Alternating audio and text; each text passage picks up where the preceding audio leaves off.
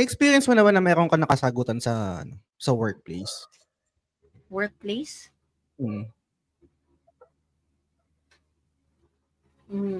Sa current work ko, meron na, pero Mm. hindi siya kamukha ng kapag Pinoy yung mga katrabaho mo. Oh. Kasi siya, nagde-debate kami about sa creative concept na gagamitin namin for the next month. Mm. Di syempre, nagkaroon ng heated exchange. Tapos yung isa kasi doon hindi ko napapangalanan. Basta yung parang main person namin sa ads. Sobrang prangka niya kasi magsalita, tapos in English pa. Tapos kinikriticize niya rin yung ibang mga department kasi hindi inaayos yung website management, hindi maayos yung ganto, ganyan. Pero nakakatuwa, excuse me, after kasi nung meeting na yon, parang walang nangyari. Ganon. Kahit magkasagutan kayo sa meeting, magkaiba kayo ng opinion. After nun, wala, all goods. Kung ano yung napag-decidean ng majority sa meeting, yun yung susundin. Hindi umaabot sa parang nagtataniman ng sama ng loob tapos parang biglang alam mo yun, yung parang okay tayo, hindi man nagkaayos pero parang alam mo yun, sa susunod na instance, biglang bubunutin yung kung ano man yung nangyari before, yung parang nagtanim sila ng ganong ano. Sama ng loob. Oo. Hindi. Actually, yung manager ko, si Toot, ganyan. Minsan nag-rant siya sa akin about sa work. Pero hanggang dun lang. Hindi naman yung as in, Tapos after niya mag-rant, nagmi-meeting kami, nire-raise niya rin yung issues dun. May kaaway ka. Nice, kung ganun. Ibang lahi yan no? Sa kalahi natin, na-experience mo na yun. Ikaw? Hindi, ikaw. Tinatanong kita kung na-experience mo na. Ay, sorry. Hindi na nga ako magbabasa ng mga messages. Na-distract. Ano tawag yan? Dati. Hindi ko alam kung nakwento ko na sa'yo, pero nag-work kasi ako sa BPO. Ay, hindi pa. Nag-work ka pala sa BPO? BPO, pero yung namin, parang back office, graphic designing din yung task. Alam mo yung mga pre-press files na sinesend sa US? Na kami yung nagpe-prepare nun before siya i-print. Tapos yun yung work namin. So mostly productivity and quality yung hinahanap kasi nagpo-proofread kami, nagche-check kami for color conversion, ganyan, before siya ipadala for print. Yung TL namin, yun yung number 1 ko kaaway. Tapos, every time na may huddle kami, lagi kami nagkakasagutan. Ang nakakatawa kasi noon, iyakin siya. Shout out sa iyo, RG. Alam ko di ka nakikinig ng ganito. Sinoutout mo pa. Ang huling balita ko, nagbago na daw eh. Paano iyakin? Iyakin na nagiging dramatic? Or, syempre, I would assume hindi naman literal na iyakin na biglang umiiyak after ng diba? Hindi, umiiyak siya habang nasa meeting kami kasi Gago? TL namin siya. Tapos ang pangit kasi ng handling niya sa amin. Like, kapag hindi ka niya favorite, something like that, pag hindi ka niya tropa, iibahin niya yung off mo. So, ang off mo, Monday, Tuesday, Thursday, Friday, tapos papalit-palit ka ng off every week. Samantalang yung iba, na kapag close niya, naka-fix yung schedule. Tapos meron pa, yung pinaka-toxic siguro na mindset nila doon. Actually, hindi lang naman siya, pero siya kasi yung team leader eh, so damay siya doon. Yung mindset na, pag kaya ng isa, dapat kaya nyo rin. Kasi may bida-bida kaming katrabaho na sobrang laki niyang productivity niya. Like 50 yung proofs na natatapos niya. Basta 50 design na natapos niya sa isang araw. So kami, pinipressure kami na i-achieve din yun. So syempre sinasagot ko siya na parang hindi mo naman may expect yan sa lahat ng tao. Ganto ganyan. Basta ang objective lang ng mga sinasabi ko regarding lang sa company policy, sa dress policy, sa mga ganto ganyan, sa off, ganyan. Tapos mag-get mo siya. Naiiyak siya bigla. Lalaki, Natawa ako. ano yan, lalaki o babae? Lalaki. Bading? Hindi, Sorry. straight yun. Straight yun, Tapos, okay. basta, ewan ko, ang toxic siguro kasi nung pag nasa BPO ka. Kaya ganun. Toxic talaga, Lods. Feeling ko ibang breed talaga kapag tumagal ka sa BPO na setting. Iba pa yung yung parang let's say kung frontliner ka. Hindi ka lang Oo, sumasagot yun. ng mga Calls. ng mga calls. So kaya ko natanong to. Parang minsan, I mean, okay ako dun sa trabaho ko naman sa ngayon and Hmm. nag-enjoy naman at some point. Pero alam mo yun yung ikaw yata, alam ko napag-usapan na rin natin to, and then syempre yung mga ibang sa community. Parang naglilinger rin sa utak ko talaga ng, hindi, kung gusto mo ng malaking sahod, kailangan mo talagang umalis. Kailangan mo, hindi ka pwedeng magstay hindi mo pwedeng palaging asahan yung AMI. Eh nung isang araw, parang medyo, kasi I think, I'm not sure kung mag-a-agree ka and yung mga nakikinig sa atin. I think yung stress, part na talaga ng trabaho yun eh. And part na rin ng buhay yun eh. Kumbaga parang hindi mo pwedeng palagi na parang expect na hindi ka ma-stress. Oo. Hindi naman palagi, pero meron. And I think meron ding positive yung stress. Kasi yung stress, at least for me, kapag na-experience ko siya, doon ko na-unlock yung parang feeling ko na hindi ko usual nagagamit na skills or abilities or kung ano man meron sa utak ko. Kasi pag petics ka, parang yung level ng nen mo o ng chakra mo, parang alam mo yun, stable lang. Parang flat lang. Pero pag na-stress ka, yung positive kasi I gets naman meron ng negative yun. Parang doon ka ma-activate na okay, meron pa akong huhugutin na na parang para ma-solve yung issue na to, itong problem na to, parang ganun. So naiisip ko lang yun. And minsan kasi meron tayong mga ginagamit, meron tayong mga ginagamit na mga or mga nadi-discover or mga go-to na stress reliever, right? Ako, I would say, kita naman tank build, right? Kadalasan pagkain. Umatik yan. Kunwari, Chicken Joy, mag-food panda ko or grab food. Kapag stress ako, gusto ko two-piece Chicken Joy. Alam ko hindi siya solusyon, pero at least kahit pa paano, na-alleviate niya yung konting stress eating, ganyan. Or let's say, kunwari, manonood ako ng mga series, ganyan, or manonood ako ng mga YouTube videos. Meron din mga moments na parang video games. I would assume siguro sa community ganun din. Isa sa mga stress relievers natin is paglalaro ng video games kasi ano siya, escapism. Meron din naman kunwari yung, hindi ko alam kung makaka-relate ka dito, Bonbon. Yung kunwari, di ba stress na stress ka na? Maglalaro pa ako ng stressful na game. Parang gusto ko lang mapatungan yung stress na Gets ko nararamdaman ko yan. dun. Di ba? Parang pag na-stress ako dun sa isang laro na nilalaro, kunwari yung mga Get Good games, wala namang palang kwenta tong stress ko dito sa trabaho ko, mas stressful pa tong parang napapatungan niya, right? Yung I think same logic siya dun sa pag may masakit sa'yo sa katawan mo, tapos parang pag nasaktan yung ibang part, parang yung mata-transfer or mami-misdirect yung yung pain na nararamdaman mo. But I'm not sure, I don't think na healthy naman din yan. Pero maliban din sa mga nabanggit ko, Bonbon, na parang nakakatulong sa akin kapag stress ako. Meron ding isa, which is yung panonood rin ng content. And most likely mga content na related doon sa passion ko, which is, let's say, video games. Maliban sa, iba't iba kasi yung mga content about video games eh. Merong mga content na, let's say, long plays. Yung, alam mo yun, yung, I'm not sure kung familiar kayo doon, guys. Yung, walang commentary, ano lang siya, playthrough lang siya ng game, walang nagsasalita, hindi siya nagbibigay ng opinion niya. Talagang literal na naka-record lang yung gameplay niya. Tapos 2 hours, 5 hours, super haba. Tapos parang part 1, part 2 ganyan. Walang commentary. Meron din naman yung mga video essay. Nagbibigay sila ng parang opinion nila or read nila doon sa game kung bakit parang ito yung best video game of all time, mga ganyan, most profound story of all time, mga ganyang shit. Meron din naman yung mga comedy, meron din naman yung mga parang mga talagang entertain ka lang. So, iba't ibang klase.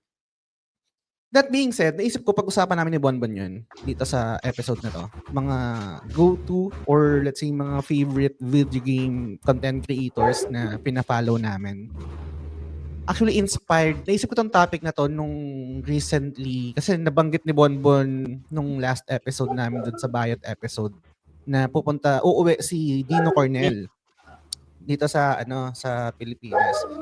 And syempre dahil nakikinig ang internet sa lahat ng bagay, lumabas sa algo ko yung Si Dino? parang oo, yung parang podcast ni ano pa ito Dino tsaka ni Ninong Rai? Oo, ni Ninong Rai. Lumabas siya sa Okay. YouTube nung nag-i-scroll ako. Tapos pinanood ko siya. And nakakatawa siya for me kasi naka-follow naman ako kay Dino sa Facebook niya. And yung mga skits niya.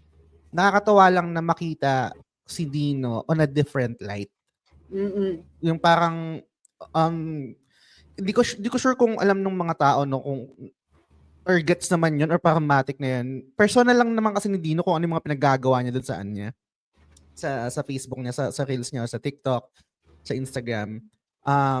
And nakakatuwa kapag yung naka-follow ka sa isang content creator and makikita mo sila on a different light na candid lang, na walang skit, walang script. So, nung napanood ko yung episode ni Ninong Rai tsaka ni Dino Cornel na sabi ko gawin nga natin ito ng topic to. Gusto ko siyang i-discuss. So, ganun yung naging thought process ko after watching it. So, sabi ko kay Bon, gawin natin to ng episode. Mga go-to or favorite video game content creators natin. So, goods ka doon? Okay naman. Actually, napanood ka rin yan, yung kay Ninong Rai tsaka kay Dino. Yun yung collab na di ko in-expect. Maganda siya. Tapos ang ganda nung sobrang wholesome nung parang podcast nila doon. Nakakatuwa. Panoorin nyo yun. Maganda. Dino in a different. Chill lang. Meron pa rin mga skit nung umpisa lang nung nagluluto sila. Pero yung after nung luto, nung luto part, nung nag-uusap na lang sila, sit down conversation, iba na. Medyo seryoso na rin. And then syempre may mga insights about content creation, ganyan. About games, especially. So, bago kami mag-proceed ni Bonbon sa aming discussion, shoutout lang muna sa ating mga Patreon subscribers at sa ating mga executive producers na sila Sans, Lance, Mark D. Vinagracia, Yvette Suzanne Solivilla ng The Ara Ara Channel, si Admiral RD Casimiro, at si Kuya G. At kung trip nyo itong content na ginagawa namin, consider supporting us on patreon.com/thegamesalugshow. May iba't ibang perks doon. May $2, $5, $10. At kunwari yung $2 meron doon naka-game access, tapos yung VOD ng Bawal Bullshit. Kapag $10 naman, kapag $5 naman, andun yung uncut version and early access ng mga podcast na ginagawa namin. $10, yun yung mga executive producers. Yun yung mga nabanggit ko kanina. So maraming salamat sa inyo guys. Available ito sa Spotify, yung audio version, and then yung video version available sa YouTube. Pero pwede rin pa lang siya maging audio version kapag subscribe kayo sa YouTube Premium. So, ano pa ba?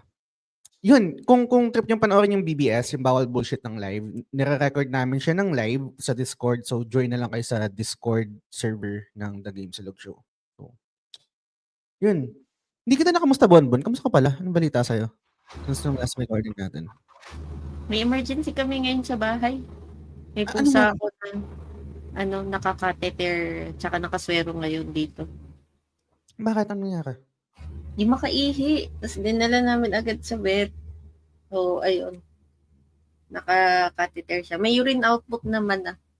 Papainumin namin ng antibiotics bukas. Tapos ibabalik namin after sa mga Tuesday para tanggalin yung catheter.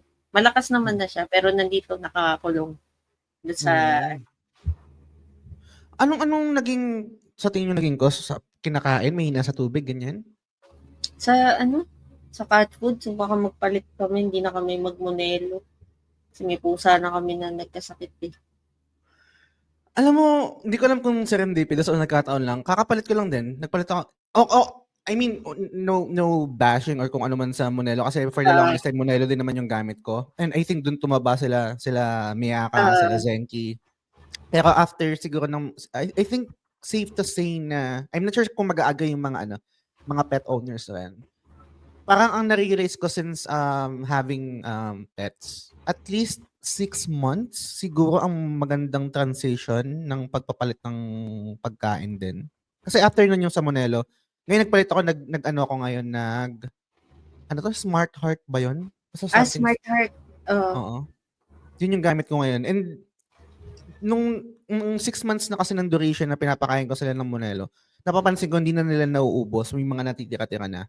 Tapos nung nagpalit ako ng Smart Heart ba yun, biglang naubos na kaagad nila yung kinakain nila. So, I think mag-stick muna ulit ako sa Smart Heart kung yun man yung mm. pangalan. So, anong papalit mo sa sa Monelo? Wala pa kami na iisip kasi naghahanap kami nung mababa lang yung protein content. Kasi yung kay Macmac, crystals, hindi naman siya yung stone talaga na kailangan ni surgery. Ay yung crystals daw, ang cost niya is mga protein sa cat food na namumuo. Actually, ever since binabasa na namin yung cat food nila ngayon, nalagyan na namin ng tubig para lumabnaw. Pinaka safe pa rin siguro doon matrabaho. Hindi ko alam kung ginagawa mo yung nag-food prep yung Prep. oo. Matrabaho. Kino-consider ko na siya actually para wala na kaming pusa na ganito. Kasi nakakaawa pag nakita mo pa na ipasok ka. Totoo. Medyo nanghina ako nung nakita ko sa vet Tapos pag hinahawakan ko ngayon si Macmac, naghihis siya, nasasaktan. Pero nakakulong lang siya para hindi siya gumalaw-galaw. Yun yung mahirap kapag nagpa-vet, no? May experience din akong ganyan. Yung parang na-incorporate nung pusa, yung na-experience nila dun sa vet sa'yo kung ikaw yung kasama nilang nagpa-vet. I think kaya ganun kung bakit naghihis na sa'yo nung si Makmak. But, kaya sana gumaling na and maka-recover na. Mahirap magkasakit yung pet. Aligaga. Magastos. Ay, nako. Tsaka gastos pa. Yun pa. Wala na kaming pera. Joke lang. Sana may batas na no? Mapasama sila sa no? Doon sa HMO. Kung Sa kunwari yung PhilHealth. sa akin. Oo. Pwede silang dependent. Sana mayroong Gaga ganun. But anyway, bago tayo mag-proceed sa topic, Bonbon, hindi ko kasi alam kung ano yung mo, yung let's say, yung behavior mo pagdating sa pag-consume ng content. Wait lang, wala kang kamustahan part? Yung Hindi mo sa'yo? ba kakamustahin mo ba ako? Salay ko. Kasi tapos na ako Dapat ikaw is kasunod. Kamusta ka naman, bossing? Anong balita?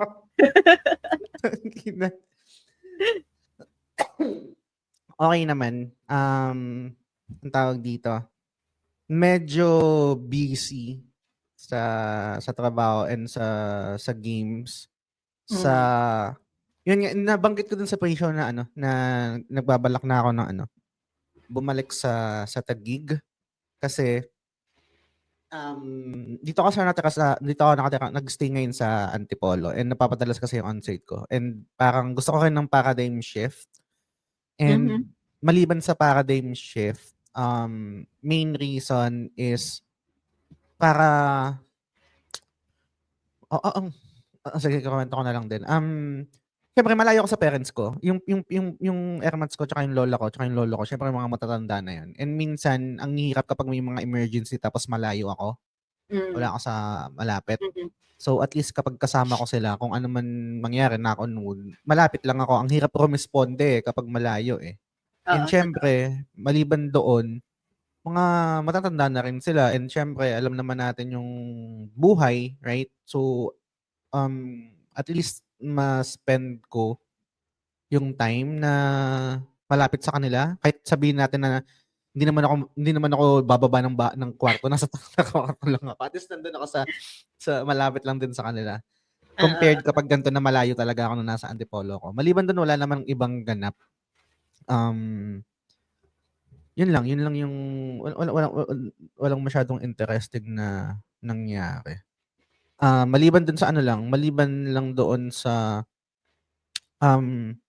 natuwa nga ako doon kay Dino Cornel na pinanood kung bakit ko naisip tong topic na to kasi nga ano yun yung behavior ko kasi bonbon and siguro sa mga nakikinig, I'm not sure kung again, hindi ko alam kung paano yung style nyo, no? Meron kasi akong rotation kadalasan and go-to na mga content creators lalo na kapag kumakain. So, ganun na yung meta ko, guys. Alam mo yun, yung parang hindi ako susubo ng pagkain hangga't walang nagpi-play na video sa TV. Talagang inaantay ko kunwari, alam mo yung sorry. Go on. Alam mo yun, di ba nakahain na yung pagkain, nakaganyan, nakaprepare na. Nag-i-scroll ako sa YouTube o sa Netflix ng papanoorin. Hindi ako susubo habang hangga't hangga't walang nagpi-play. Hindi ako susubo ng pagkain ko. Hindi ka kakain. Sa kain. Oo. Iba yung naisip mo. So yun nga. So ganun ako and yung parang time ko. Okay, let me back up. Dalawa kasi yung type ng content na kinukonsume ko. Isang video, isang audio. Yung audio, more on kapag nagtatrabaho ako, may iba akong ginagawa. Or let's say kapag naglalakad ako, nag-grocery ako, nasa labas, sa biyahe. Or let's say nagugas ng pinggan. Basta may mga ginagawa ko. Audio yun. Audio yung kinukonsume ko. Pag video, kadalasan, kapag kumakain ako or let's say nagpapaantok na kay Gana. Ganun siya. Hindi ko kaya manood ng video kapag kapag yung meron akong ginagawa. Yung parang kunwari nagtatrabaho ako, hindi ko kaya yung dalawang senses yung kailangan, yung dinidemand sa akin yung content, kunwari video tsaka parang visual tsaka audio. So, kunwari nagtatrabaho ako, hindi ko kaya manood ng anime habang nagtatrabaho. Walang mag-register sa akin dun sa pinapanood ko. Parang ganun. So, ganun ako mag-consume ng content.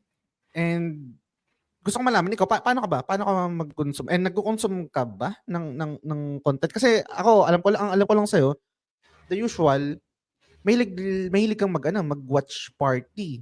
Nakikita ko, kunwari sa Discord, nag-share ka ng pinapanood doon. Shares din. Oo. So, let's say, on your personal time, nagko-consume ka pa rin ba? Or parang yun na yung consume mo ng content kapag nasa Discord? Hindi naman nasa Discord. Mas accurate siguro sabihin pag nasa PC ako. Doon lang ako nanonood ng kung ano-ano. Kasi pag nasa phone, it's either Facebook or Instagram Reels. Tapos kapag may gusto akong panoorin na K-drama para habang nakahiga, nanonood. Tsaka, siguro, hindi ako kamukha mo kasi kaya kong pagsabayin yung panonood habang nag-work. Naka-times 2 ka ba? Baka naka-times 2 ka rin, ha? Ay, hindi ako naka-times 2. Kahit makinood ka pa minsan, hindi times 2 yun. Pero pag may mga part ako na hindi ko masyadong na-absorb, binabalik-balik ko. Ganon. Okay. Pero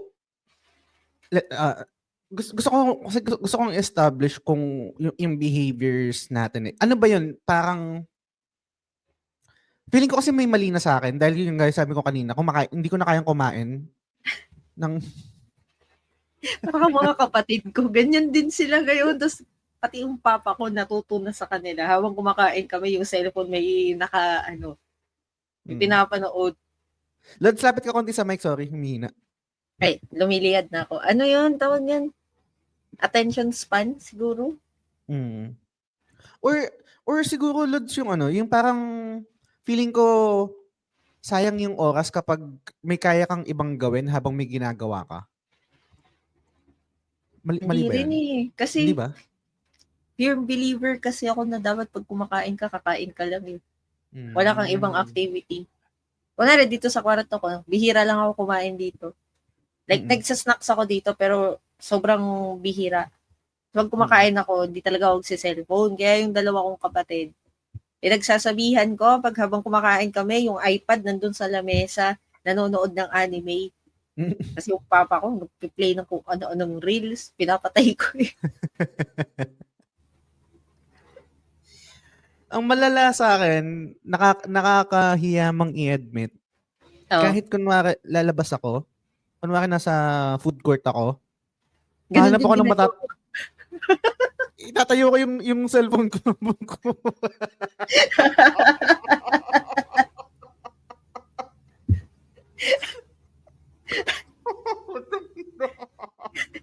Hindi ko ba pinagtitiginan ng mga tao?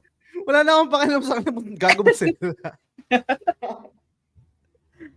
Hindi naman ako naka-loudspeaker, Lods. Hindi naman ako ganun ka walang hiya. Hindi naman naka-loudspeaker. Naka ano naman ako. Dala ko naman ng headphones ko. Kasi, kung meron man akong pet peeve, kasi gets ko kung manonood ka, right? Hindi mo naman ako nai-istorbo eh. Pero the moment na nanonood ka tapos naka-loudspeaker ka, doon tayo magkakaroon ng problema. Kasi, feeling ko na-invade mo na yung personal space ko kahit hindi naman eh. Ito talaga yung ganun, yung nanonood ng naka-loudspeaker. Eh, tangina. Lalo pag nagko-commute ka, maraming ganun eh. Totoo. Kasi mga naka-video call pa yung iba. Maririnig mo yung usapan nila. May sasabihin sana ako kaso mali. Ano yan? Sabihin ko sana bay na bay.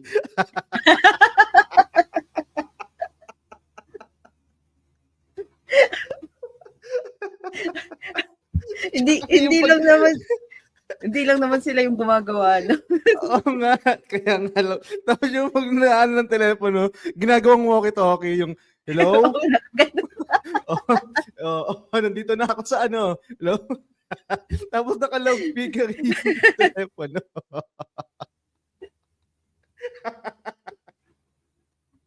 Aminin mo, maraming ganun. Hindi mo ganun makipag... Yung mga na-witness ko lang di ba, kunwari, ito yung phone. Nakaganyan sa kanila, nakaganyan. Tapos may ka-video call sila na afam. Maraming ganoon, naka-loudspeaker. Tapos syempre, English sila. Anyways. Anyway, pag-usapan natin yung mga video game content creators na pina-follow natin or yung mga go-to natin. Kasi nga, yun yung isa sa mga favorite ko na pastime and pangtanggal rin ng stress.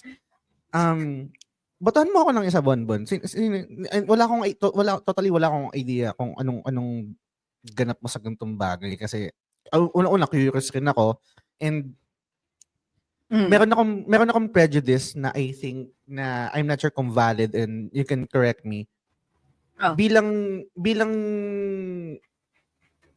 let's say hindi ganun ka hardcore even before, naiisip ko na baka curious ka, so parang baka isang way yun na nagse-search ka to at least broaden your knowledge sa industry. Safe to assume ba yan o hindi? Hindi. Okay. So paano?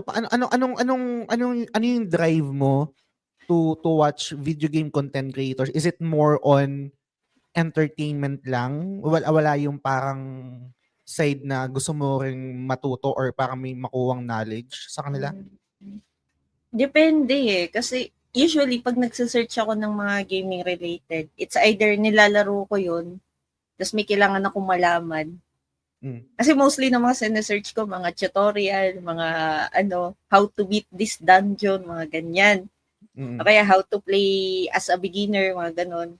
Pero pag yung mga normalan na content, lagi ko hinahanap yung nakakatawa. Tapos interesting, engaging. So yung ibabato ko ngayon, since na-mention ko naman na siya last episode, si Dino Cornell. Last year ko pa yata siya napapanood sa sa algorithm. Sa Facebook ko siya unang na-discover. Tapos kasi, di ko alam pero natatawa ako sa content niya. Yung lagi niyang ginagawang slap soil yung mga nagko-comment, tapos lagi niyang wina-one up. Siguro sa iba, ang dating nun, mayabang. Pero, pinaghirapan niya yun so may right siya magyabang. Tsaka, magaling din siya maglaro. May mga reels siya na pineflex niyang kaya niyang talunin yung sa Earth 3 ba yun? Shadow of Earth. Oo, na hindi nakatingin. Tapos yung sa Counter-Strike skills niya. Maganda. Natatawa ako sa kanya. Hanggang ngayon, pinapanood ko siya minsan. Pag nagsiscroll ako sa Facebook, nandun siya lagi. Totoo. Same din, halos same din tayo ng ng take kay Dino Cornel. Hindi ko ini-invalidate yung mga tao na nayayabangan sa kanya kasi you guys have the parang freedom to feel whatever you feel regarding dun sa content creator na yan. Pero sa akin kasi, yun yung stick niya eh. Yun yung persona niya, I think. And yun yung naging reason din, I think, kung bakit nag-boom siya. And funny rin naman kasi yung mga comeback niya eh. Na parang kung magbabato ka man ng, let's say, ng shade sa kanya, just be sure na parang willing ka makatanggap ng mas stronger na comeback. Parang ganun. Oo. Ganun ko siya nakikita eh. Pero syempre, gets rin naman natin minsan na kung naka-follow ko kay Dino Cornel, most likely yung i-highlight niya is yung meron siyang comeback. Hindi naman siya mag-highlight ng comment ng tao na parang sa tingin ko is wala siyang maibabalik rin na something funny or mas mawa-one up niya. Pero kasi ang sa akin ang pinaka nakakatawa kay Dino Cornel, at least sa akin bilang consumer tsaka bilang content creator, is naitawid niya yung ganong klaseng humor and content and maibenta yung branding niya sa mga brand mismo. Kasi may branding siya, right? Tapos syempre may mga sponsor siya, may mga brand deals siya.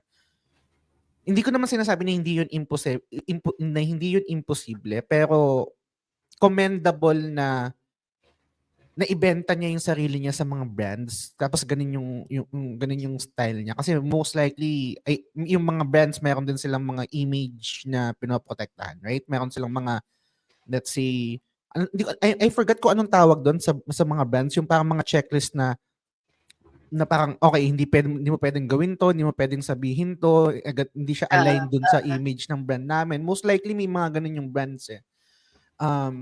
Pero si Dino Cornel kasi natawid niya eh.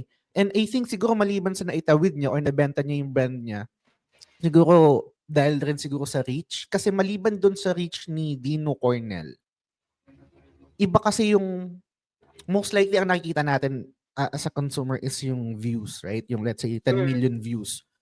Ako, to be honest, bilang content creator, wala akong pakialam sa views eh. Ang mas may pakialam ako dun sa engagement, yung parang may nagko-comment or merong mag-PM sa akin na nakinig sila ng episode. Kasi yung views, parang ano lang siya, trivial or parang numbers lang. Wow. Di ba? Sorry.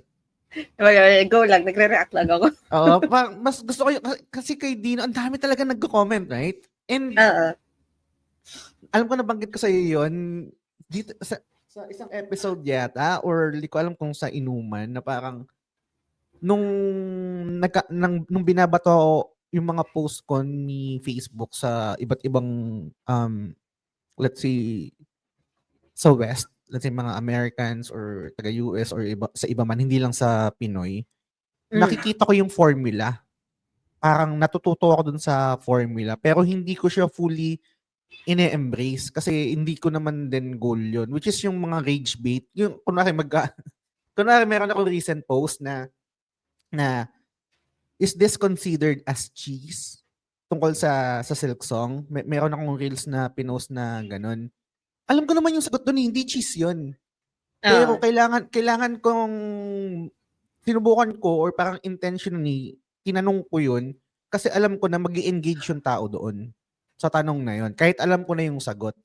And I think yung mga ganong style, master yun ni Dino. Lalo na yung, or ng ibang content creators pa na, hindi 1:1, hindi ko din sinasabi na parang rage bait, pero master ni Dino, and I think yung ibang content creators, yung kung paano yung mapapatype ka talaga, yung mapapa-comment ka talaga sa sa post na ganun. So, yun, enjoy ko rin si Dino. And nakaka-inspire rin yung ano niya, yung story, kwento niya, yung story niya. feeling ko si Dino, hindi siya one of us. Hindi siya one of us na, parang let's say, feeling ko si Dino kasi parang gated community or parang gated, Hindi, yung parang may kaya siya na, pero exposed rin sa masa, sa laylayan. Parang ganun yung vibe ko kay Dino. Ikaw ba, anong vibe mo kay Dino? ano siya, hindi naman sa may kaya, pero middle class, I think. Kasi nakwento niya, di ba, na unang mag-migrate sa US yung parents niya. So, naiwanan siya dito, so nag-survive siya alone. So, I think exposed siya. Definitely may kaya sila kasi nakapag-work na sa US yung parents niya. Pero pinaghirapan din. Tapos pagdating ko na mag-work. Kaya ko nasabi yun kasi parang, ang tawag dito, yung,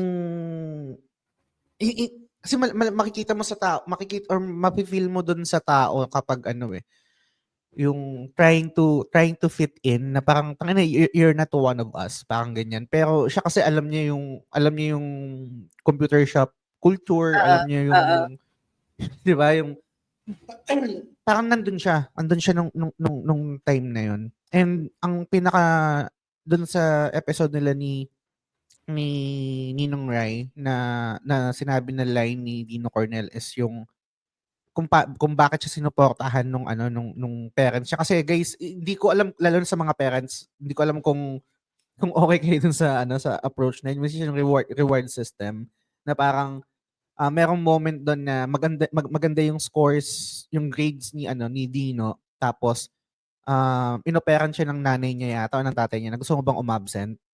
Kasi maganda naman yung scores niya, eh. 'Di ba? Parang ni-rewardan siya tapos umabsent siya. And then parang tinapos niya yata isang video game over the weekend, parang ganyan. And parang ganun yung naging sistema nila ng parents niya. Tapos parang most likely kasi I think kapag mga matatanda na, syempre, gets naman, hindi nila maintindihan yung passion sa video games. Mm. Um, ang sabi ni Dino doon, sabi ko, lupit nun Sabi ni Dino, they never understood video games, but they understood me. Parang ganun. Mm. Yeah. Which is 'di ba, parang oo nga no. Hindi naman kailangan maintindihan ng parents natin yung video games literal. Pero naiintindihan nila kung bakit tayo naglalaro ng gano'n, bakit passion natin yung gano'n. So, nakakatuwa yun. Naalala mo ba yung line na yun? Ano, parang yung parents niya, ginamit yung gaming niya para mag-reward, tapos mag-achieve siya sa school. Kasi, ang naging mindset niya nung bata siya, kapag maganda yung scores niya, nag-top siya sa mga exams, may bago siyang game. Which is enough na yon para maintindihan ng parents niya na ganun yung gagawin nila para umayos siya mag-aral. Totoo. Ginawa din sa akin ng parents ko yun, kaso napariwara ako. Hindi, joke. Joke lang. Ganun din yung naalala ko dati si Papa yata yan, si Mama. Feeling ko malito parang kunwari magre-review ng for exam, parang ganyan.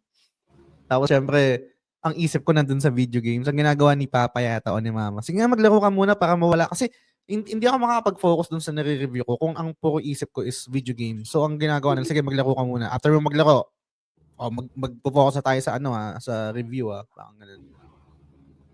Ayun. Bagsak. Na joke lang. Di ako makarelate kasi parang wala akong ganyan nung bata ako. Nag-aaral ako ng pusa. I think Tsaka hindi naman ako masyadong naglalaro talaga dati. Dito lang, later in my years. Iba-iba talaga. Feeling ko double-edged din yun. May mga pangyayari na parang siguro rare occasion, siguro successful yung kay Dino. Hindi ko naman sinasabi na failure yung sa akin. Hindi naman ako failure, I think.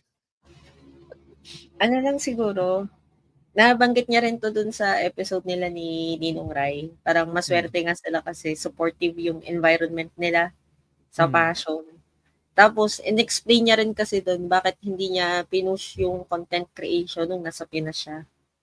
Which is true kasi late nag-monetize yung Philippines pagdating sa social media, sa YouTube, sa Facebook. Tapos ayun. Tsaka ang tagal na rin yan, no? I mean, Oo, yung Dota days Dota pa. pa, di ba? Photoshop days pa. Tapos lately lang siya siguro ilang years na ba? Mga 10 years ba lumipas o more than 10 years pa bago siya yung pumutok talaga na More than 10 na, years, I think. Kasi oo. 2010, 2009. Hindi ko alam. Basta Mm. mga ganong era yung nag-viral na video niya eh. Yung kanta niya sa Dota.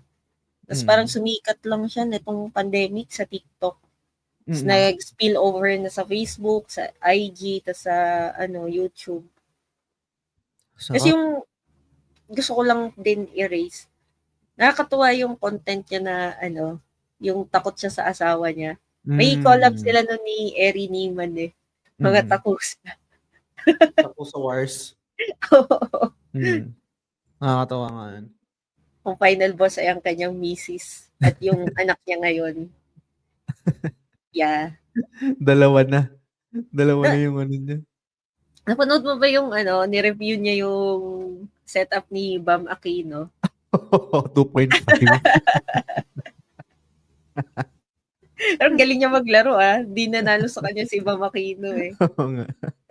Gayot. Nakakatawa nga yun. But yeah, yun, agree. Actually, nandun din sa list ko yun, si Dino. So, hindi ko na siya babanggitin. I think nakapag-anuhan naman na kami ni Bonbon. Meron ka ba last thoughts kay Dino bago ako magbato ng sa akin? Ano siya?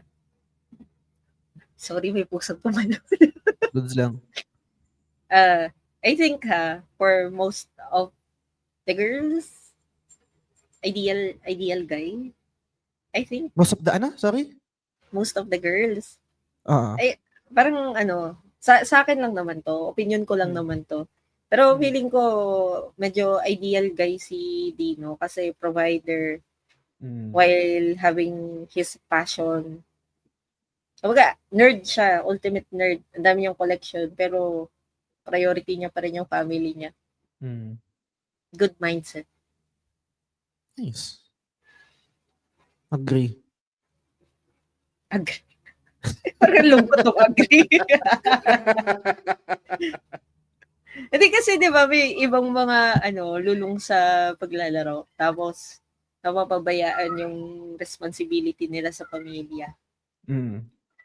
So feeling ko kayahin niya si Dino. Charing.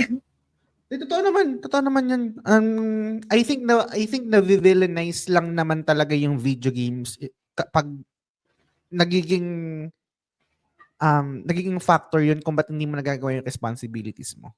Kasi kung maayos ka naman na tao, maayos ka na provider, maayos ka na boyfriend, maayos ka na husband, parent, ganyan. Wala namang kaso kung magiging gamer ka. Yes. Wala namang kaso yun. May kaso yun kung napapabayaan mo yung mga responsibilities. So, loyal din siya eh. High school High school sweethearts, ang tagal. Oo. Hanggang sa nag-move siya sa US kasama niya si yung girl, asawa niya ngayon. Ito. Panalo. Winning in life. Yes. Speaking of winning in life, na ganito, parang gamer, may magandang asawa, magandang pamilya, supportive na magandang trabaho, etc. Ang ibabato kong isang content creator rin na most probably kilala niyong lahat. Start rin ng gaming pero ngayon kasi nag-transition na siya sa ibang content and winning in life rin, at least for me, PewDiePie. Alam ko cap out answer to, parang di ba? Pero Lods, bilang bata rin ng YouTube before, imposibleng wala kayo napanood na video ni PewDiePie ng mga let's play niya, mga ganyan. Doon siya una nakilala eh. 'Di ba? Yung mga stream niya ng mga horror and even dun sa mga Shadow of the Colossus, yung South Park and lahat, Elden Ring, mga Souls, mga ganyan. Pero I think nag-start siya dun sa talaga sa mga horror. Yung I forget yung Amnesia yata yung title ng game na yan. So, doon siya nag-start mga playthroughs yung mga let's plays niya. Tapos syempre nag-transition siya sa commentary rin, etc. And yung pinaka-favorite ko na era niya is yung ngayon. More on, wala na siyang pakialam. Di ko na nga alam kung anong branding niya eh. Hindi ko na alam kung anong Masaya genre siya niya. sa Basta, buhay. masaya na siya sa buhay. Natangin na nasa Nakafocus siya sa Japan. pamilya. Oo. Nasa Japan, kasama si Marcia, kasama si Bjorn, yung anak niya.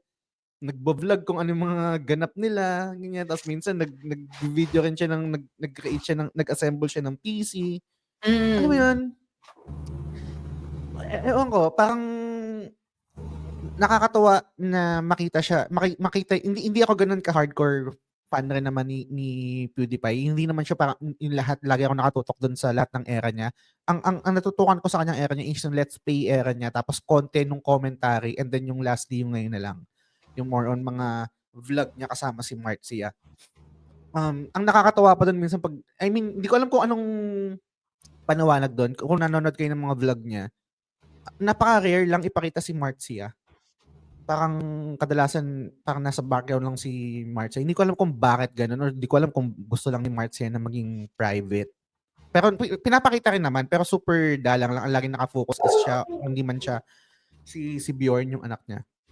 Baka private. Baka nga. So, kasi alam ko YouTuber rin yun si Marcia.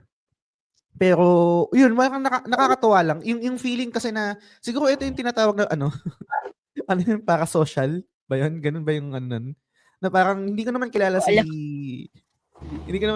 PewDiePie, hindi naman niya ako kilala, pero parang masaya ako para sa kanya kasi nakita ko yung pagiging ano niya, yung nag-start siya ng Let's Play, tapos ngayon na yung sa current niya na nagvo-vlog dun sa family niya, tapos nasa Japan, parang ganyan. Ang sarap lang ng feeling. And nakakatuwa lang. So, na-discover ko siya si PewDiePie. I think same lang din kapag naghahanap ka ng game sa YouTube, tapos parang kunwari ang sinearch mo title, kunwari Amnesia, or let's say Shadow of the Colossus, tapos parang isa siya dun sa mga mare-recommend na Let's Play. Doon ko lang din siya na-discover before. So, yun lang. Ano ka ba? Fan ka ba ni Pewds? Or hindi masyado? Hindi ako masyadong fan ni PewDiePie. Pero kasi, ang nakakatuwa sa kanya, isa siya sa mga OG YouTuber before magkaroon ng so-called algorithm at monetization sa YouTube. Sila yan eh. Yan yung era na yung mga tao nagpo-post ng random video sa YouTube nang walang algorithm or walang AI driven na mga Ngayon kasi parang halos lahat ng mga vloggers or nag-YouTube, alam mong for content yung ginagawa nila. For the sake of engagement, rate mga nagbe-bait ng mga title. Whereas yung panahon kasi na pausbong yan sila PewDiePie, yung pasikatan nila. Pure. Like kung ano yung gaming nila. Tsaka alam kung siya yung napanood ko dati sa Minecraft ba na mga videos din. Kasi ang dami niya ng ginagawang video eh. Sobrang sobrang lawak. Hanggang sa nung kinasal siya, nag-die down na. Totoo. Ang ganda nung sinabi mo, nabanggit rin to ni Dino nung doon sa interview nila, doon sa podcast nila ni Ninong Ray, na parang kung mag-viral man yung YouTube video mo that era, napakalupit mo kasi walang algorithm nun. Wala. Sobrang oo. Sobrang word of mouth yun or mga share ng mga friends kaya siya nag-viral. Galing. Kasi di ko kasi ma-pinpoint na kung kailan nag-umpisa yung algorithm sa YouTube. Kung kailan talaga yung kapag may mga keywords ka, pwede mong i-manipulate yung algorithm para yung content mo aangat talaga siya sa search history sa mga SEO, no? Oo, Search SEO. engine Siguro mga late 2018, mga ganun. Hindi kaya nag-start yan Bonbon nung time na binili na ng Google yung YouTube? Pwede. Kasi sa Google yung SEO eh. Kasi yung mga ads din na nakikita natin sa YouTube. Ano rin yun? Tawag yun? natatrack ng Google sa mga cookies, sa ad tracking, mga ganun. Pwede naman tayo i-correct ng audience, pero yun lang yung stock knowledge ko about that kasi ginagawa rin namin yun sa work. Nag-feed din kami ng Google Ads. Depende sa search history ng user. Ito. Galing, nakakatawa. Minsan may may moment ako na binabalikan ko yung mga old videos niya. Parang time machine rin talaga. Na parang ginawa niya to nung era na to and then pinanood ko to nung era ko na to na college student pa ako. Parang nakakatawa. And makikita mo talaga yung transformation niya. Na parang, yung mga gumaganon-ganon pa siya. Ngayon wala na, seryosong tao na. Di ko alam kung makaka-relate sa atin yung mga makikinig. Pero iba yung vibe ng YouTube way back 2008, 2009. Sa mga ganyang panahon, 2012. Kasi pag nag-YouTube ka that time, intentional yung search mo. Tapos lahat ng makikita mo, parang sobrang raw ng video, sobrang raw ng footage, walang editing, tapos kung ano lang yung sabihin ng tao. Kumbaga, manonood ka dahil sa topic, hindi dahil sa, binato sa'yo ng algorithm or what. Ang gandang punto. Ang gandang punto no, hindi ko naisip yun na, oo nga, no, dati, before, boomer statement na yata to. Before, kapag nagsa-search tayo ng video sa YouTube, intentional talaga, no? Hindi yung, and most likely, yung ibabato sa atin ng video is curated din doon sa sa sinearch natin, hindi yung parang may madadaplisan ka na ba't lumabas to sa algo ko, parang hindi naman to related dun sa ko sa sinearch ko. Ganun ko din siya nakita. Nakakatuwa din. Yun yung mga time na actually alam ko si Donalyn Bartolome, di ba? Pero matagal ng YouTuber si Donalyn, guys. Yung nagko-cover pa siya ng mga kanta, pati kilala mo ba si Marie Digby? Hindi. And then mo kilala. Nagko-cover din ng kanta yun. Si Carmina Topacio, yan. Nung wala pang algorithm, super sikat na yan sa YouTube. Oo. But yeah, yun yung sa akin, si PewDiePie. Batuhan mo pa ako ng isa Bonbon. Alam ko, kilala to ng lahat eh. Hindi ko lang sure kasi feeling ko specific masyado yung niche neto ni Paulul. Pero isa siya sa mga go-to ko kapag may trending na meme or trending na issue tapos gusto kong makinig ng ibang point of view. Sa kanya ako nakikinig. May mga stream din siya ng games. Tapos, ang fini-feature niya madalas, yung mga indie na gawa ng Pinoy na hindi mo makikita sa Steam or what. Sa kanya ko napanood yung magbabalot na Pinoy na horror game. Sobrang pangit ng graphics pero nakakatakot. Nakakatawa yun si Paulul. Late bloomer ako dyan. I think, kilala ko na siya before. I think, nakilala ko, I think lumabas din siya sa algo dahil sa video games eh. Hindi dahil sa mga meme reviews niya or mga commentary niya. I think nag-stream siya before nung nung Resident Evil 7 yata yun or 8. Doon ko siya nakita eh. May mga ganun siya naman. Meron siya yung mga commentary ngayon, yung kunwari yung hindi ko alam kasi kung kung tambay ka sa TikTok eh. Yung kunwari yung merong debate si Gabe Pineda tsaka si Pinoy Extreme tsaka si Kamatis Analysis Unit tungkol dun sa yung damit, yung pananamit ng babae. Hindi ko alam kung familiar kita, ni-review niya rin yun, yung debate na yun. Ay, mga ganun nga siya. Gusto ko siya kasi hindi basura yung point of view niya. Hindi siya takot magsabi ng mga opinion, tsaka objective. Minsan nire-research niya talaga before siya magsalita. Tinitake into consideration niya yung dalawang bagay. Tapos, yung humor niya, medyo magka-match kasi kami. Kaya natutuwa ako sa kanya. Nerd din pala siya, by the way. Alam ko nag-ano din siya MTG, card game. Bukod sa gaming. May mga cards din siyang collection, tapos rin siya, figure. Tsaka maliban dun sa nabanggit mo na humor niya and then yung nagbibigay siya ng opinion, ang isa rin pull sa ni Paul Lul is meron din siyang insight sa industry kasi galing siya sa industry ng advertising yata. Oo, oo. Matagal siya nag-work sa ganun before siya mag full-time content creator. Mm. Kaya, ano, ang dami niyang sabi-sabi. Totoo. Nice. Na-enjoy ko din yun si Paul Lul. Naka-subscribe din ako dyan and pinapanood ko din yung mga meme reviews niya. Ano yun? Sukot? Or ano? Ano yun? Sukot? Meron siyang ganun eh. Na ano. Meron pa yung Mga, pinagsisend niya ng mga memes yung viewers niya, tapos i-rate niya kung nakakatawa or hindi. Nakalimutan ko na yung exact term eh. Kasi na-discover ko lang siya, na-recommend siya nung one of my ex. oh! Kaya nakilala ko siya. Ayun. Yun ba yung ano nyo? Paul Lul and Chill? Ganun yung ano nyo nung ex nyo? Ex mo? Hindi naman. Parang Hindi naman. nabanggit niya lang na, oy, manood ka ng ganito, medyo okay. Kasi okay Nice. talaga yung mga political views ni Paulo. Hindi siya yung typical na basura ka content creator. Hindi siya takot magsabi ng opinion niya. Tapos kapag naglalaro siya, ang raw ng mga reactions niya. Nakasando pa madalas.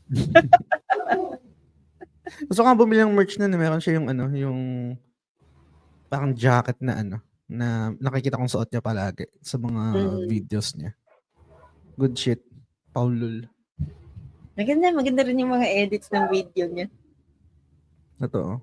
May grupo sila, di ba? Alam ko meron sila yung grupo ng ano eh. Meron din silang podcast, I think. Hindi lang din ako naka-follow. Di Sa, ako sa, sure. sa kanila ba yung Pinoy's Realm? Or kay ano yun? Kay Gloco yun? Yung alin? Pinoy's. Di ako 100% sure. Kasi ang nakikita ko lang sa kanya, based sa mga napanood ko sa videos niya, medyo may ano sila ni TPC, yung typical Pinoy crap. Magkaibigan, something like that. Pero yun. Ay, hindi, ano, pampamilya podcast yata yun sa kanila. Hindi, kay Gloco yata yung Pinoy's. Doon sa grupo ni Gloco. But, anyway. Pwede ko mag-itawid kay Gloco. Sige, go. Kasi si Gloco din, nakalista sa akin. Nice. Sige, tawid mo na kay Gloco. Ang weird. Nito ko lang siya na-discover. Tapos feeling ko kasi degenerate siya, so nakaka-relate ako sa content siya. Degenerate po. Anime degenerate. Ganyan. Nasa Japan nga siya ngayon eh. Tapos natatawa lang ako kasi nakaka-relate ako sa mga salitaan niya. Tapos yung mga nire-review niyang games, goods naman. Recently, nag-addict sila sa Umamusume. Kaya ako lagi nanonood sa kanya. Kaya pala relate ka. Oo. Nakabayo mo pala siya. Mga ganun yung content niya eh. I mean, totoo na rin naman. And minsan dumadaan din sa timeline ko si Gloco. Relatable siya kasi parang literal na he's one of us eh. True. Diba? Pormahan niya pa lang eh. Parang degen na degen. Sorry. Sa kanya yung nag-viral din na parang dinab niya yung Attack on Titan. Sa kanya ba yun? Oo, siya yung video eh. Dinab niya yung Attack on Titan. Yung mga ganung video na nakakatawa. Tapos I think fan rin siya ng tawag dito ng Yakuza, yung Yakuza series. So, nakakatawa din. Paano mo na-discover to si Gloco? Nung naglaro ako ng Umamusume, binato siya sa akin ng Facebook. Tapos, ayun, naka-follow na ako sa kanya kasi medyo friend din sila ni Paulo. Nagkikita rin sila. Tapos natutuwa ako pag nagpo-post siya sa Facebook. Yung mga reaction kasi ng mukha niya, parang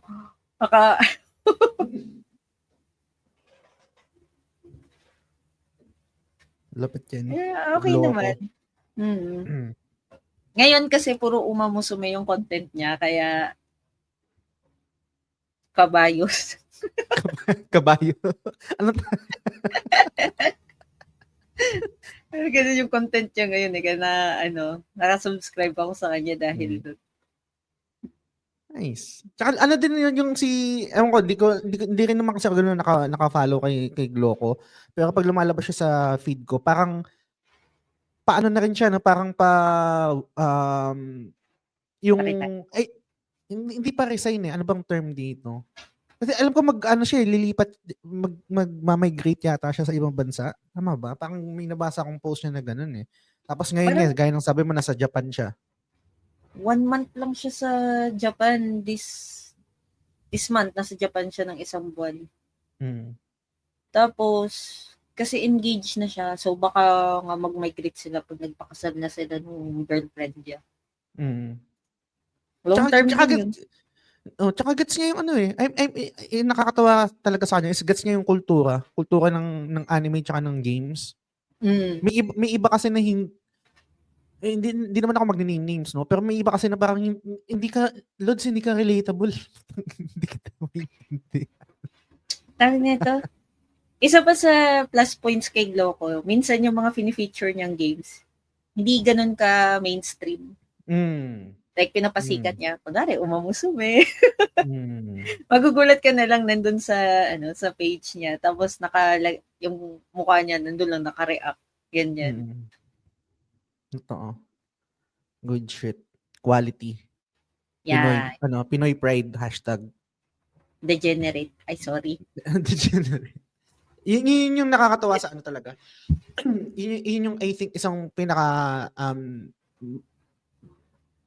paano ba i-article ito? Yung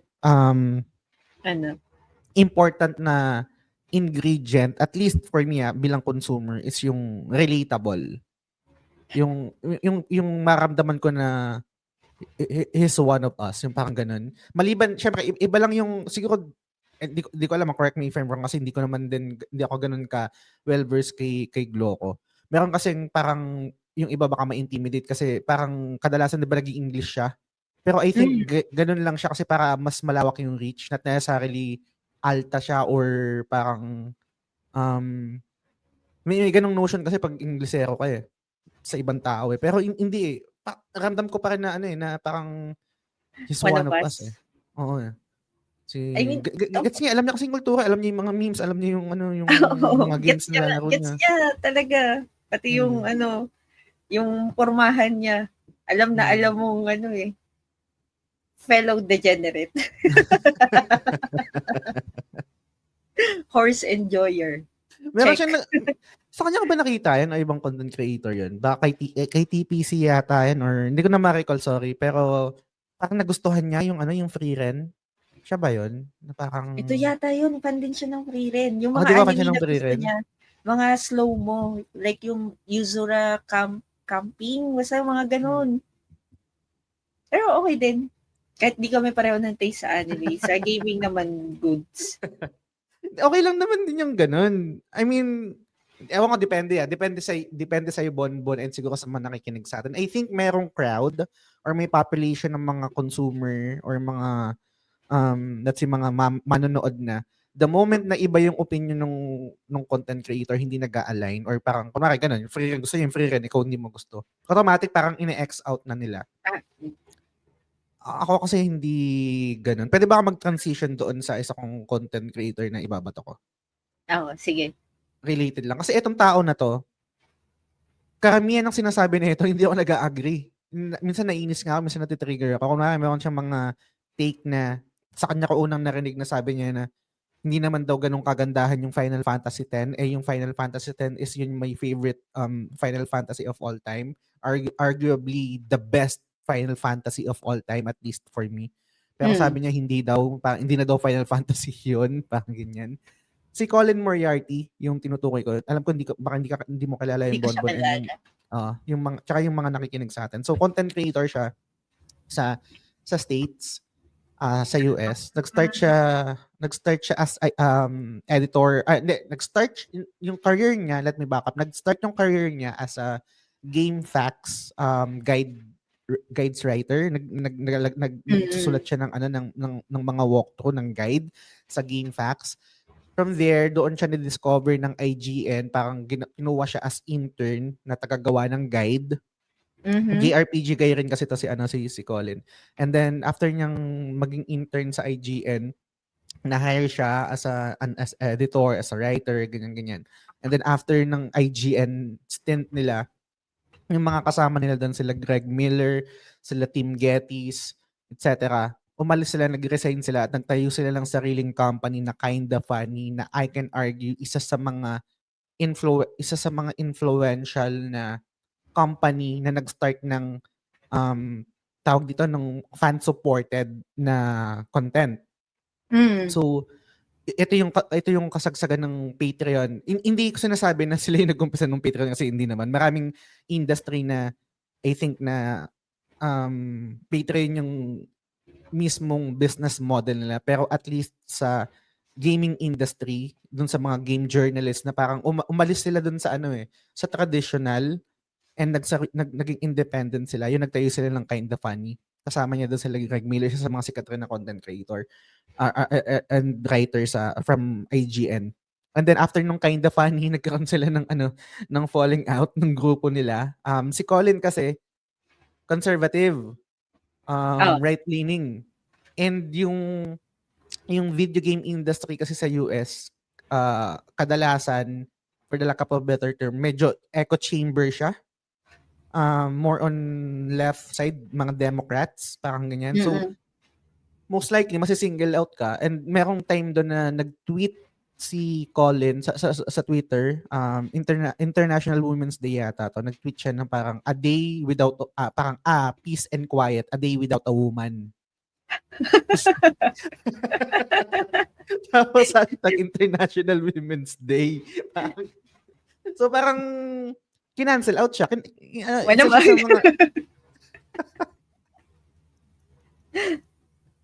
Hayop yan, ang trip. So na-cancel siya. So parang nagkaroon siya ng red target sa likod niya. Yun yung parang naging catalyst ng pag-alis niya rin sa Kinda Funny.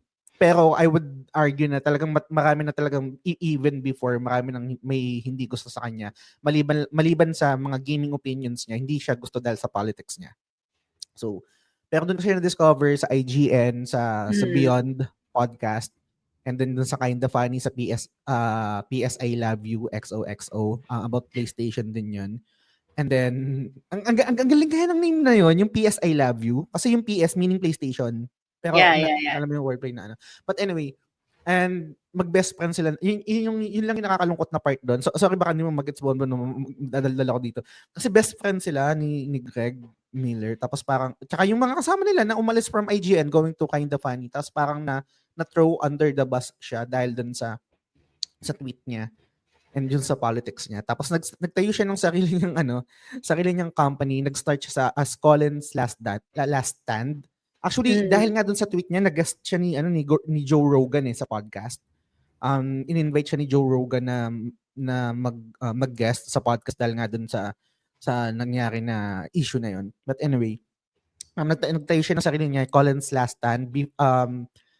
Nung una, muna siya, parang political yung content niya, more on politics. Nagbibigay siya ng opinion about it, nagagawa ng mga video essay. And then, siguro after a year na miss niya gumawa ng content about video games, nag-start siya sa Side Quest. Side Quest yung title nung actually kung mapapansin niyo, doon talaga pinapattern ko yung TGS minsan doon. Kasi yun yung influence ko hindi ko maiwasan. Nagtayo siya ng Side Quest, and then after nung bumalik siya ng meron siyang podcast na ginawa na Knockback. Knockback naman is all about parang retro nostalgia podcast naman. And then after nun, kinreate niya yung Sacred Symbols naman. Ayun naman, about sa PlayStation naman yun. And then from there, dahil lumalaki na yung Patreon subscribers nila, I think sila yung may pinakamalaking Patreon subscribers ngayon in terms of PlayStation na content or about video games.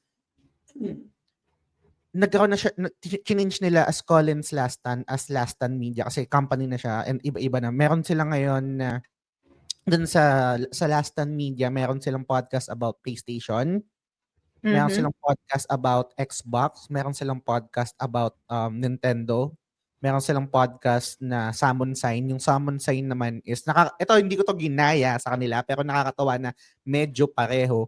Ganun yung idea, ganun yung idea na nangyayari ngayon sa PUB na Oo. parang di-discuss ka ng mga iba't ibang games tapos parang yung sa Summon Sign lang pinagkaiba nun is meron siyang iba't ibang guest. Yung sa PUB kasi kung sino lang yung gusto mag-commit dun sa project na yun. Pero yung pinaka-idea is magdi-discuss. Para siyang, ang tawag dito? Ano tawag yung sa club, sa libro? Kumari yung, Club? oo. Parang ano yun, yung, alam ko meron ganung club yung book club na parang every week or every month magmi-meet kayo tapos mag-share kayo ng thoughts about dun sa libreng Reading session, mga ganyan. Oo, yung mga gano'n. So, parang gano'n din yung idea nun. Tapos meron din gumawa rin sila ng constellation. Yung ito, hindi ko to ginaya sa kanya pero nakakatawa lang bilang fan na putang ina same kami nung naisip pa. Yung constellation naman is every episode, syempre may isang host tapos random yung mga guest. Tapos magdadala ng topic. Parang bring your own topic and parang topic na ginagawa namin before nila Ibet tsaka nila Kuya Balls tapos ngayon BBS na. Bawal bullshit kasama ko si Norbin tsaka sa Ibet. Parang ganyan naman. And ang nakakatawa kasi dito sa tao na to, I mean, paano ko ba iisipin? Paano ko ba i-articulate to? Yung related dun sa pinagkukwentuhan natin kanina, Bonbon, na ang daming sinasabi nito na hindi ako nag-agree pero hindi ko mapigilan yung sarili ko na hindi makinig sa'yo. Gets. Alam mo yun, na parang tapos yung video game taste pa niya hindi normal. Tapos parang siya pa yung mayabang na walang taste yung host niya, yung kunwari Game of the Year, lagi niyang sinasabi na hindi maganda yung God of War, parang gumawa siya several years ago, gumawa siya ng top 25 PS4 games. 25 yun Lods. Imagine mo 25 list. Walang God of War.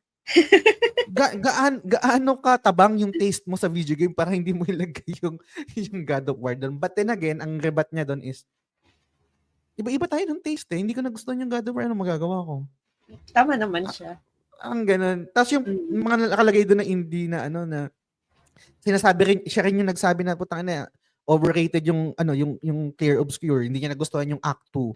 Overrated Talaga? din yung Hollow Knight. Oo, may mga ganun siyang take. Same sila ng take ni Norvin doon sa sa Clear Obscure na parang nawala na daw ng silbi yung lahat after ng Act 2. Ganun siya pero hindi ko mapigilan yung sarili ko na makinig sa kanya na kahit hindi ako nag-agree. So ganun. Ewan ko. May ganun talaga sigurong tao, may pull siya kasi siguro dahil hindi siya takot na parang he will die on that hill kahit walang nag-agree sa kanya. May pull siguro yung mga ganung tao. Kaya siguro favorite ko siya. Ewan ko. Nag-make sense ba yung ganun? Oo, nagme-make sense sa akin. Ang tawag nito? May something talaga sa mga tao kapag matapang sila salita without bending to society's rules or opinion ng iba. Yung hindi nasisway. Kasi, ewan ko, may appeal sa akin yung mga ganun na vloggers, content creators. Pag alam mo yung opinion nila, kanila talaga. Tapos hindi siya dahil, lang, nakikibandwagon. Gets. Pero, parang, questionable, but okay, preference niya yun. Ganun lang. So, meron siyang sinasabi that, which is, etong part na to, naiintindihan ko siya. Kasi ganun din ako. Meron siyang sinasabi, even before na, bakit ba kayo obsessed sa frames? Actually. Yung parang, pero kasi, nagbago din yung opinion niya, yung na-experience niya na yung 60. Kasi before, hindi ko kayang hindi kayang makita ng mata ko na parang ano bang meron yun sa 60? Okay naman yung 30 ah. Pero the moment kasi na maglaro ka na ng 60, mahihirapan ka nang bumalik ng 30. Take it from me kasi before non-believer rin ako ng ano ng 60 Oo. frames, ganyan shit eh. Tapos meron silang recent episode na yung co-host niya, ina-argue yung yung mga hertz, yung mga frames kasi ngayon kasi nandoon na siya sa standard ng 60. Ngayon Oo. bilang PC gamer yung co-host niya, ang ina-argue niya, naglaro ako dati ng Mega Man sa CRT, walang delay yon, walang input lag. Bakit ngayon importante yan? Parang ganun. CRT yun eh. Hindi, pero on his defense, wala kasi talagang input lag sa CRT. Iba yung technology kasi ng CRT. Pero kasi ang problema doon, kunwari pag meron kang ng tawag dito, OLED or LED or yung mga monitor ngayon, magkakaroon talaga siya ng input lag conforme kung ano yung frames na kunwari ano yung machine mo, kung ano yung kaya niyang ibato. Unlike before sa CRT, wala siyang ganung threshold na kailangang i-break yata. Hindi ko sure, pero nakakatawa lang na i-argue yung ganun na dati nga sa SNES wala namang input lag doon eh. Ngayon napaka aarte nyo sa mga input lag sa mga frames. Ano? Feeling ko kasi yung input lag nakadepende siya sa lalo pag PC. Depende siya sa build, sa graphics, sa RAM, sa CPU. Basta lahat na yun nagmamatter. Kasi 'di ba ikaw naka-experience ka ng 60 FPS. Wait until you experience 1080p gaming with 300 FPS. May kita ba ng mata ko yun? Hindi mo makikita pero madi-differentiate mo. Sobrang smooth nung ng galaw. Kasi ang max ko ngayon sa Valorant, nagpipick ako ng 300 to 200 FPS.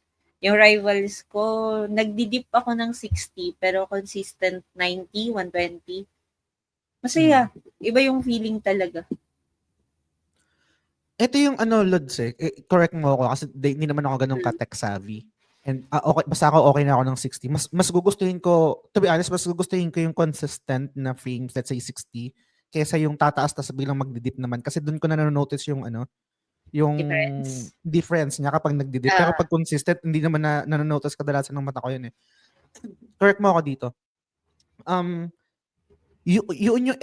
Ito yung mga binebenta na let me back up. Ito yung mga selling point ng mga, let's say, ng mga console na kailangan mong maramdaman. For example, yung sinasabi nila sa PS5 Pro, kahit on paper, ang daming mga specs niyan. Ang dali niyang i-bash, walang ganyan. The moment na hindi mo pa siya na-experience firsthand, parang hindi magiging valid yung kung ano man yung doubts mo doon sa specs. Do you think? Gets.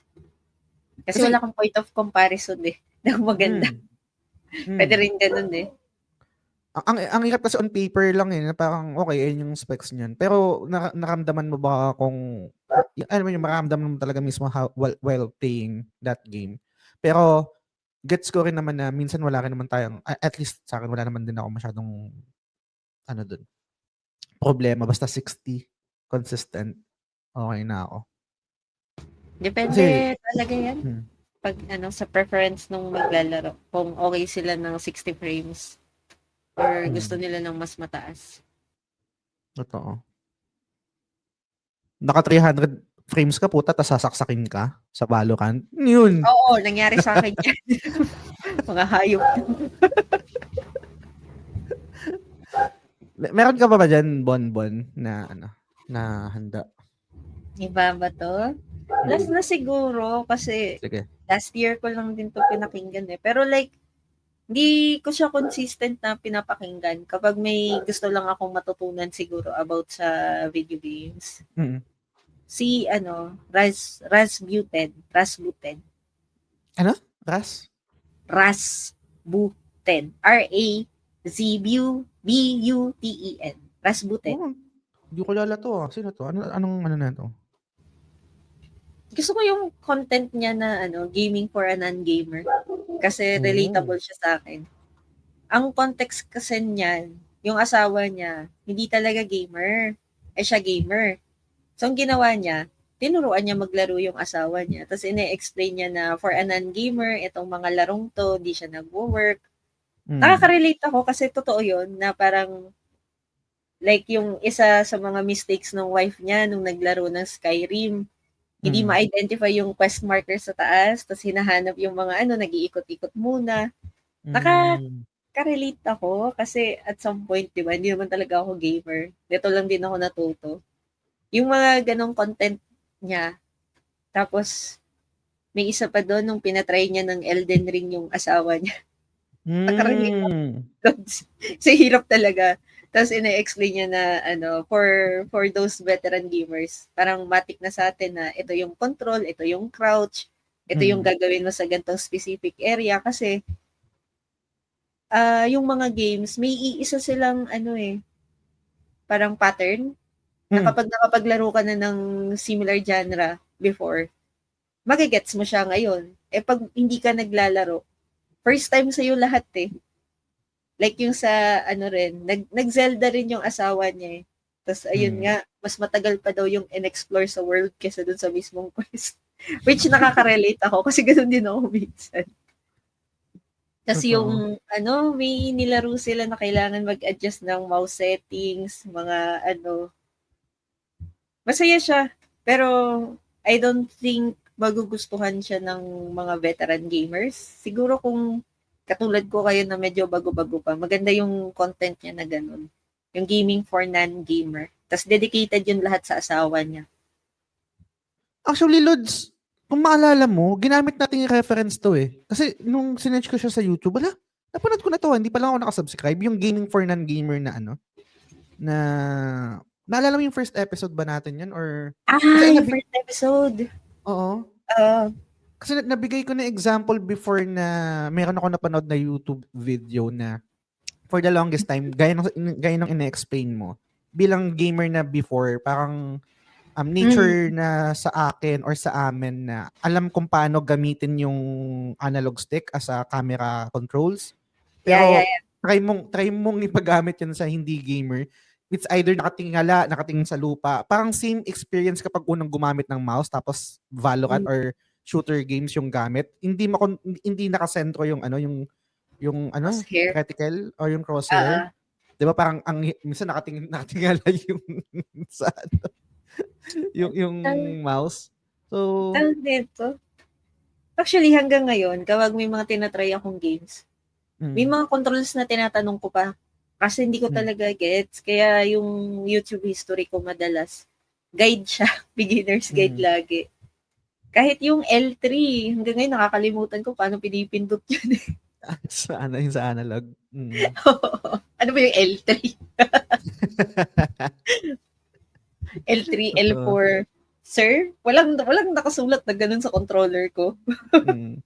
Eto Bon, may question ako sa'yo. Sorry, medyo tangent lang pero related lang kahit pa paano. Kunwari maglalaro ko ng 2D, kunwari Hollow Knight or let's say Metroidvania. 2D siya, 'di ba? 2D space. Anong una mong gagawin pag nandun ka sa unang lugar? Going to right, going to left, tatalon or kung anong shit. Anong una mong gagawin?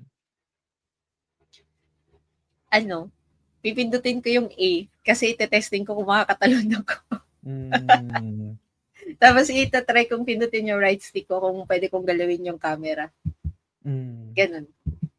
2D to 2D space. Oo nga, 2D space. Kasi di ba pwede mong iganon-ganon yun? Pero minsan hindi. Kaya ko natanong yun, yung question na ganun. Kasi hindi ko alam kung makaka-relate yung mga nanonood sa atin. Kapag Metroidvania or 2D space, ang usual na parang direction, pansin ko lang, you can correct me, ang usual na direction sa atin is go to the right. Yun yung parang, di ba, parang mag-progress ka sa lugar, papunta ka sa right.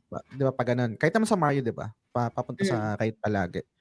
Pero instinct ng gamer or let's say ng nakakapaglaro na even before is to go to the left first. Kasi most likely kapag Metroidvania, merong secret doon sa left side. Oo. Kadalasan may mga ganun. Or may nakalock doon na lugar, may nakalock doon na pinto, ganyan. Ako naman, ang unang tinatry ko kasi pag naglalaro ng game, kapag 2D, tumatalon ako.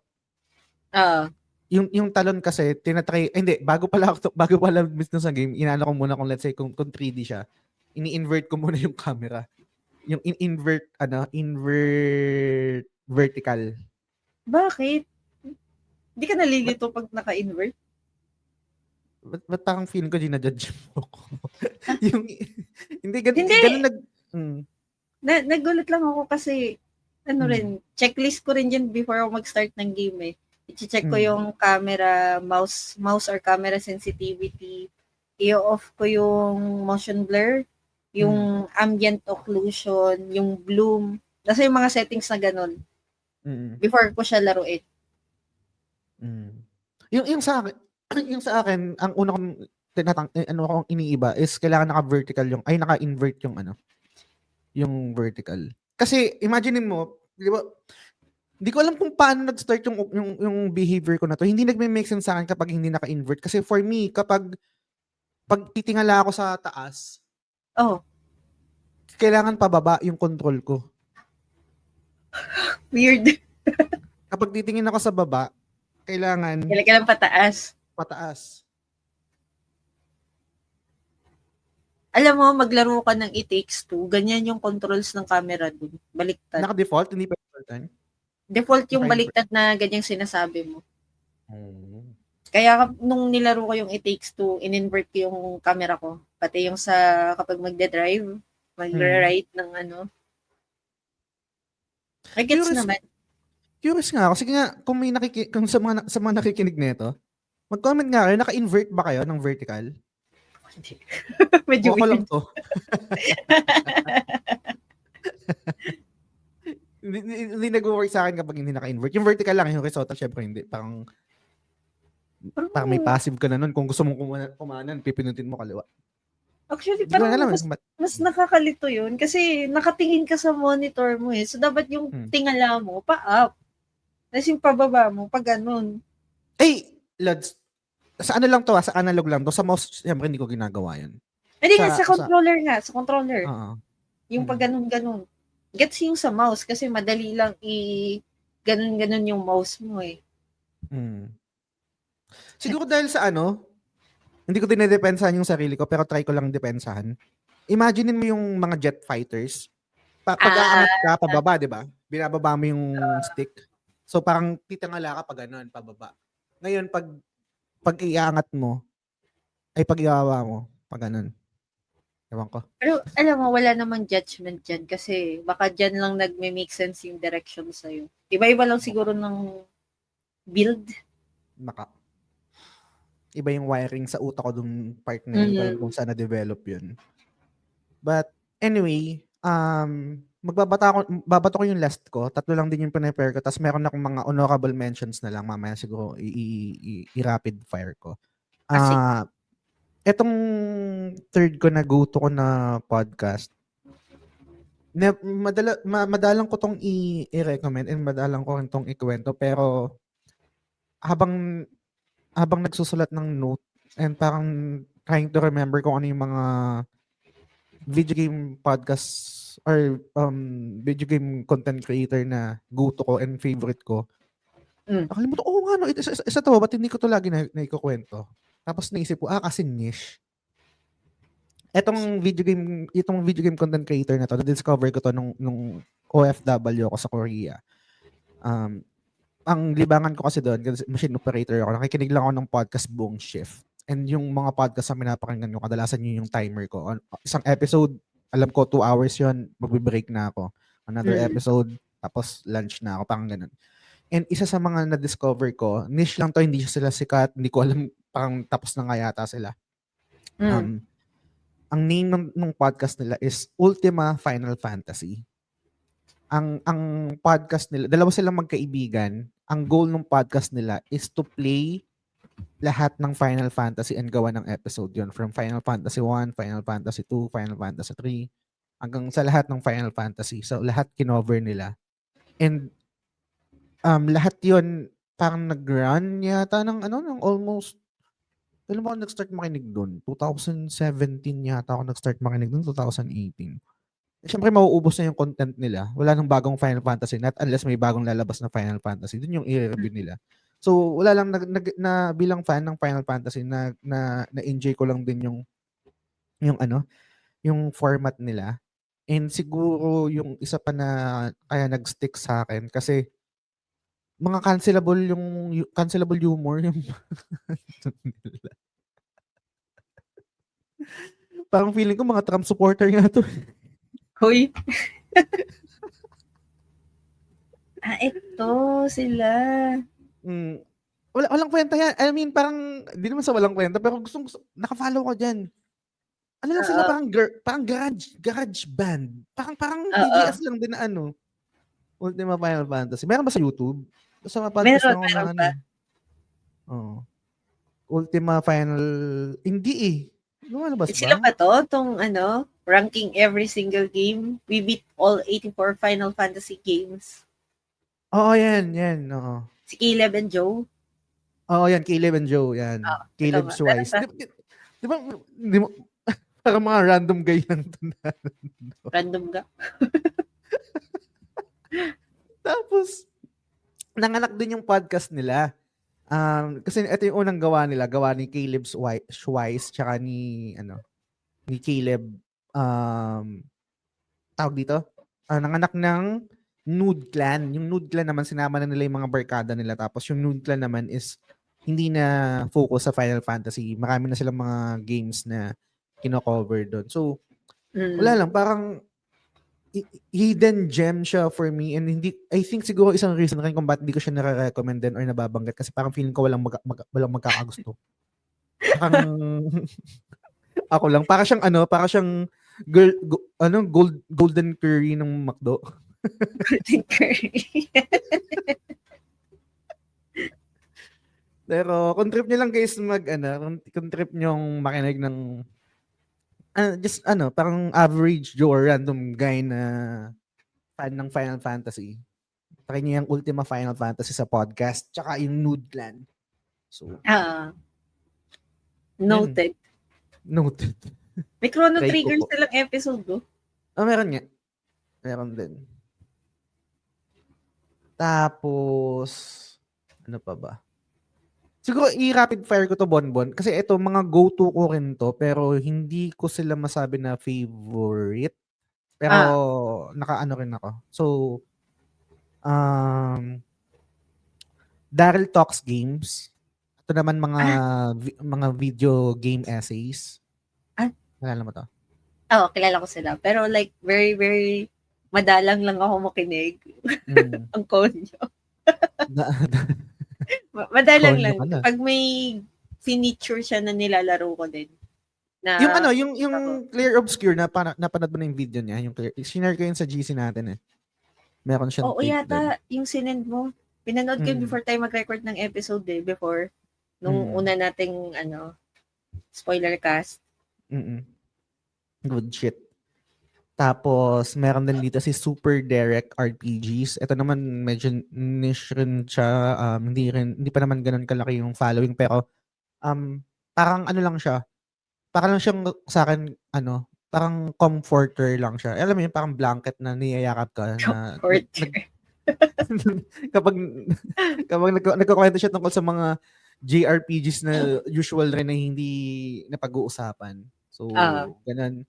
Tapos, si Max Derat, katulad mo, depende lang din sa topic kapag trip ko. Ito naman si Max Derat, yung mahilig sa mga caption na the most profound video game that probably you'll never play. Yung mga ganun. Mga ganun shit. Pero okay din yung mga video game essay niya. Same din kay Alexander DXer. So parang Alexander yata to. Trip ko nito mga video game. Mga kadalasan dito guys, mga video game essay na rin. Tapos si Juniper Dev. Ito naman babae siya na gamer and then video game dev din. So iba yung atake niya. Gamer siya and then video game dev din siya. So meron siyang insight na usually wala ako or wala tayo kasi hindi naman tayo nag-create ng video games. Natutuwa ako sa content niya. Ito yung isa si Archipel. Di ko alam kung paano i-pronounce Archipel. Ito naman more on mga documentaries naman to ng mga personalities and mga video game creators. Highly recommended tong channel na to, guys. Lalo na kung gusto nyo matuto pa doon sa or makilala yung mga behind the scene. Kunwari si Yoko Taro ng Nier, meron sila dito. A look at Yoko Taro's writing process, interview, mga interviews to. Tapos meron din mga mangaka yata dito eh. Kiyoshi Kurosawa interview The Duality of Japanese Cinema. Maganda. Highly recommended to.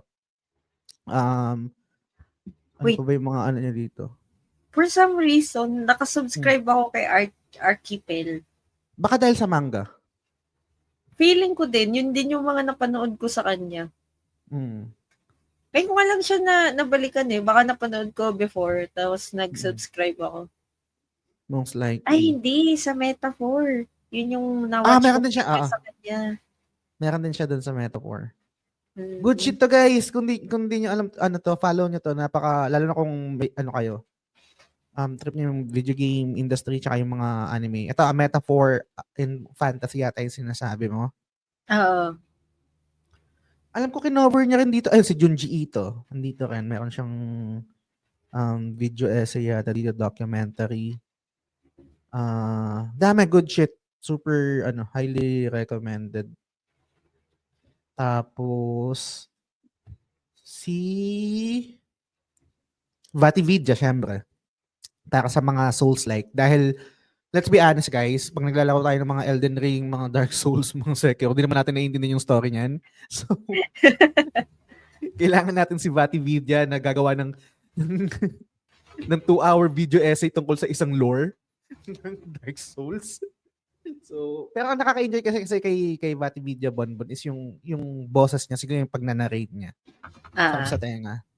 And syempre yung research na ginugol niya para doon sa video essay tungkol, kunwari imaginin mo to, kunwari meron lang isang line sa isang Dark Souls, tapos makakagawa siya ng 2 hours video essay para i-explain kung anong ibig sabihin nun.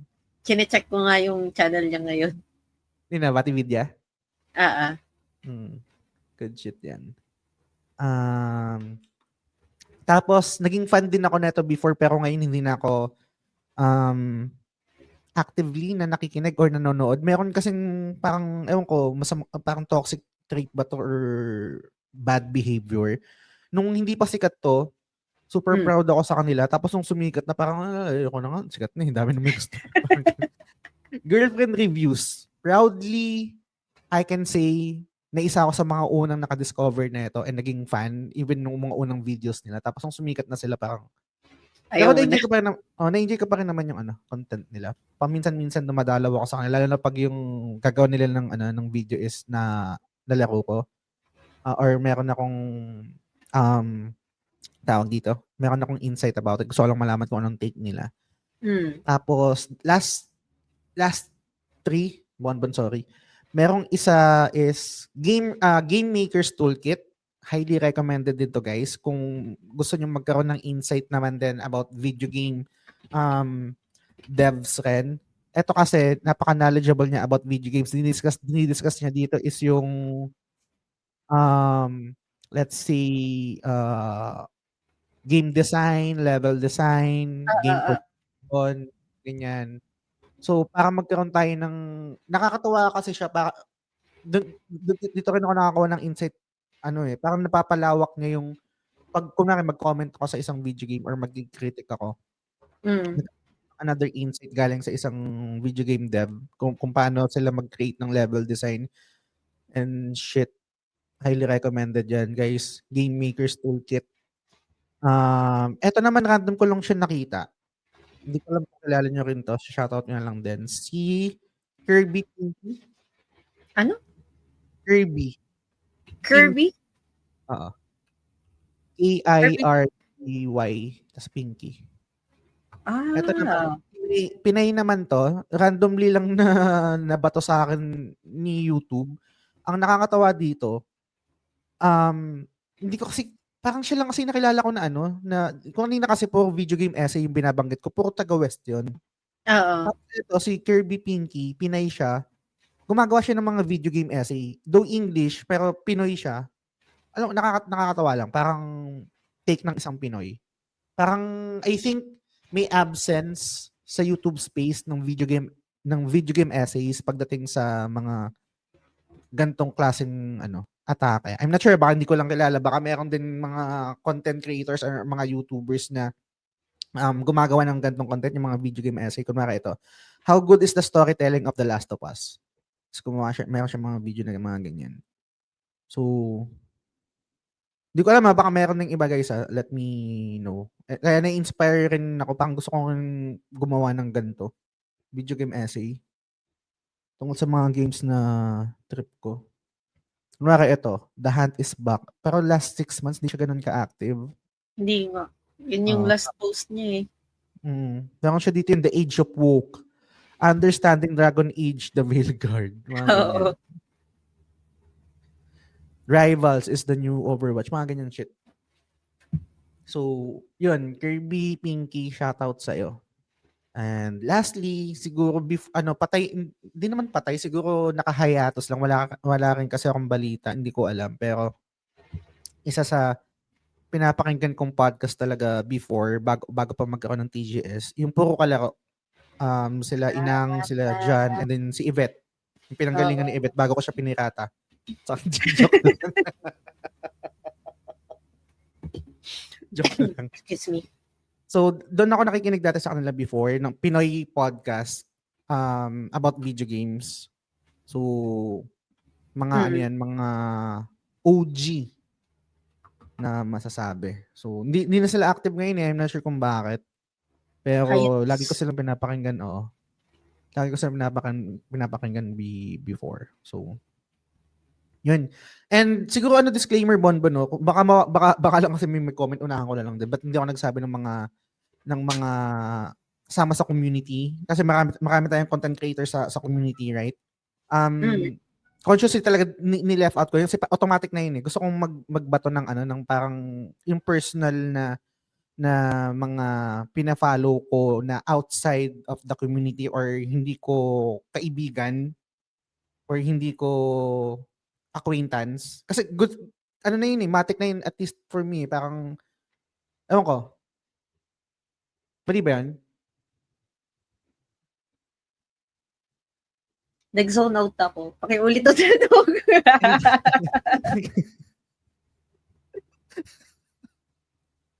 Hindi, pero yung na-catch ko lang. sabi ko kasi baka may magtanong or baka may mag-comment na bakit dito sa napag-usapan natin, never ako or ikaw or ako na lang, I don't wanna put words into your mouth, but hindi ako nagbanggit ng mga kasama sa community or parang adjacent or acquaintance. Yung mga content creator natin, tropa. Oo, mga tropa natin. Kasi matik na yun eh. Nakafollow ako sa kanila lahat eh. Nakafollow ako sa kanila eh. So, etong mga binanggit ko is more or most likely, alam kong hindi ko nag-guest or hindi part ng community, hindi ko nakakausap. Literal talaga na na-discover ko lang on my own or by recommendation or algorithm. So, yun. Defensive lang ako guys kasi baka ba't yung sinoutout loss mga ganyan. So, okay lang ba yan? Mali ba yan? Okay lang yun. Ewan ko, for me, okay lang yun. Ewan ko sa kanila. Okay lang din naman sa kanila yan. Alam ko lang, may mga feeling ko lang kasi may mga random shit na mag-PM sa akin. Lods, ba't hindi mo nabanggit sa ganito? Unahan ko na kayo. Advance ako mag-isip eh, sabi nga ni Tito Tej. So, yun. Masaya ka ba, Bonbon? Random naman ang tanong mo. Nagsascroll na nga lang ako sa IG ngayon eh. Masaya ka ba? Oo naman, bakit? Nagmamahal ka na ulit? Post-show na ba to? Hindi pa. Parang hindi nagko-connect yung flow ng discussion natin sa tanong mo eh. Hindi, gusto ko lang makuha yung attention mo. Kasi wala na yung attention mo dito. Kaya tinanong kita. Hindi kasi siguro magkaiba tayo talaga ng behavior sa YouTube. Hindi kasi talaga ako nagpe-pay attention sa mga pangalan nung sinusubscribe ko. More on pag nag-YouTube ako, nagsusearch ako ng topic. Yung parang old school pa rin, hindi yung binabato ng algorithm. Gets naman. Yung parang mga topic-based lang. Mm. Follow nyo si Elixir MH. Mga speedrunners. May Pinoy doon. Elixir? MH. Speedrunner yan ng MH. Si ano ayaw Wild mong yan? World. Sino? Ito. Okay. Elixir. May mga Pinoy dyan. Kasama nga ako sa server nila eh. Oh. Team Yan. Dark Side? Team Dark Side. Ito pala yun. Ito ba yung may tatlong, yung lahat sila naka-great sword? Iba pa yung Team Dark Side dyan sa Elixir MH. Separate group yung TTS. Mga yan, pag gusto mo ma-inspire gumaling sa MH, load ka ng mga speedruns nila. Nice. Shoutout sa inyo. Yes, sir. Tsaka sa asa ni Bonbon. Wala, naririnig ba? Sorry. Nakatahol kasi. Nag-off-off ako ng mic, tapos ako. Okay lang. Basta importante masaya ka. Gusto ko lang i-recommend din last yung curry sa McDo. Alam ko maraming haters na ito, matamis, maalat, mga ganyan-ganyan. Pero kainin nyo kasi gusto ko siya maging mainstay. Kasi promo lang yata to. Baka tanggalin na to anytime soon. So, vote with your wallet. Golden curry ng McDo. McDo's Golden Chicken Curry. Pass. Pangit ng taste mo. Hindi, di ako mahilig sa to, di ba? Parang chicken fillet. Chicken fillet. Pwede, eto, bigyan kayo ng hack. Pwede kasi bumili kayo, kung hindi nyo trip yung chicken fillet, pwede kayong bumili ng yung sauce niya. Tapos bili ka ng normal na chicken. Iano mo doon. Spread mo. Kung gusto niyo yung curry, kung gusto niyo lang naman. At kung ayaw niyo ng fillet. Okay, gusto ko itong maging mainstay kasi alis to eh. Parang yung yung ultimate beta burger test. steak. Okay. Kala ko beta test. Pag hindi pumatok, hindi i-release eh. Pag nag-flop. Totoo. Pero, yun. Last thoughts, Bonbon, bago natin tapusin tong episode for this week. Wala naman. Lang ako. Simpleng tao na hindi nag-YouTube pag kumakain. Feeling ko na-offend ako. Ay, sorry. Sorry na. Ang feeling ko skill issue ko yun kasi hindi ko kayang pagsabayin talaga yung kumakain tas nanonood. Pero pag nagwo-work ako, doon ako nanonood ng random videos. Feeling ko ako ngayon may skill issue. Hindi ko, i-validate nyo nga ako. Hindi, joke lang. I-validate nyo nga ako. Meron ba dito? Alam ko lang kasi si Norvin eh. Si Norvin, may passive naman talaga yun. So, expected na yun. Maliban kay Norvin, meron pa ba dito nakikinig sa TGS na hindi na kayang manood, ay hindi na kayang kumain kung walang napapanood na video sa YouTube or kung saan man? Comment kayo guys. Kung di man mag-comment, tag nyo si Bonbon. I-validate nyo po siya. Validate nyo ako. Kasi parang may mali na yata sa... Wala. Everything, everyone is different. It's part of who you are. Ay, nako. Anyway, salamat sa ating mga Patreon subscribers. Sure ako ito walang mga passive maliban kay Sands. Tapos...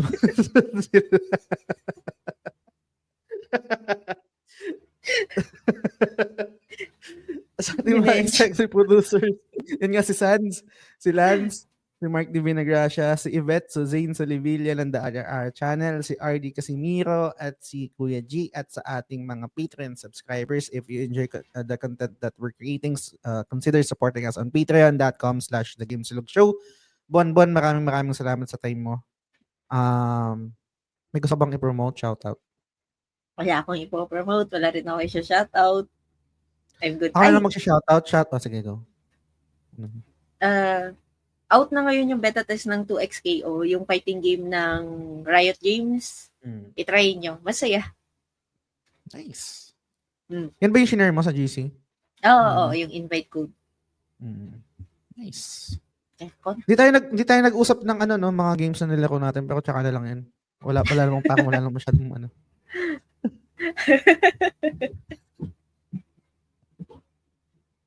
I'm not a gamer anymore. Charing.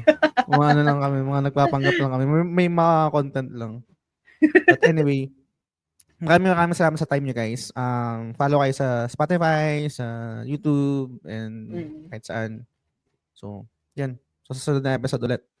Bye! Bye!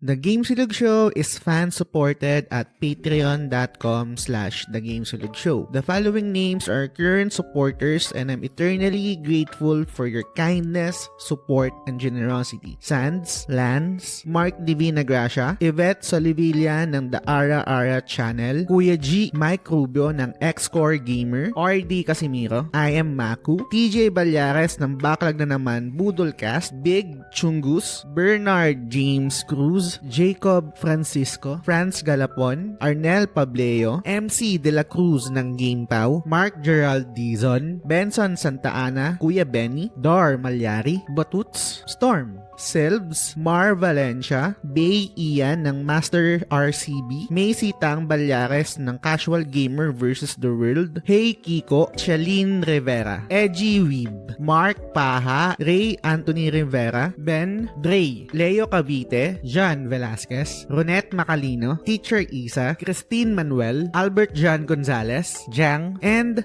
Cornflake. Maraming salamat sa inyo, guys.